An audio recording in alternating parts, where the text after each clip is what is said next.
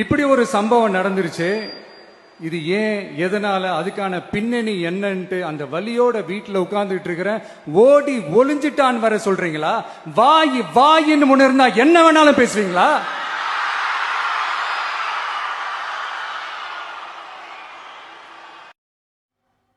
நம்ம 7 மணி நேரம் லேட்டாக வந்தனால செத்து போயிட்டாங்கன்னு ஒரு மன உளைச்சலில் அந்த குற்ற உணர்ச்சி இல்லாமல் வீட்டுக்குள்ளே ஒரு வாரம் முடங்கி கிடந்துட்டு ஒரு அனுதாபத்துக்கு ஒரு வீடியோ போட்டு அப்போவும் ஸ்டாலின் சார் நான் வீட்டில் இருப்பேன் கைது பண்ணுங்கன்னு சொல்லிட்டு மலேசியாவில் போய் குத்து டான்ஸ் போட்டு இன்றைக்கி வாயிருங்க அரசியலுக்காக எப்படி எல்லாமே சுற்றி போலீஸ்காரங்க அன்றைக்கி சொல்லியா?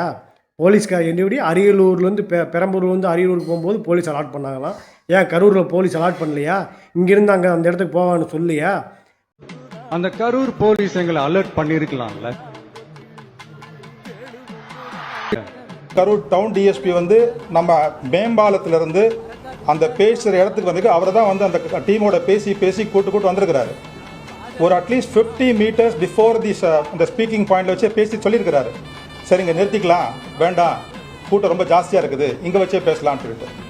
அதுக்கும் அந்த ஆர்கனைசர்ஸ் மறுத்துருக்குறாங்க. இல்லை நாங்கள் அந்த பாயிண்ட்டுக்கு தான் போகணும், இங்கேருந்து எங்களுக்கு கவரேஜ் நல்லா கிடைக்கும், நான் அங்கே தான் போவேன், அங்கே தான் போய் நிப்பாட்டினா தான் என் ஷூட்டிங் கரெக்டாக வரும்னு யார் உள்ளே வண்டி எடுத்துகிட்டு போனது? கண்ணு முன்னாடி சேர்த்து தூக்கிட்டு போனாங்க, அப்போல்லாம் கண்ணு தெரியல.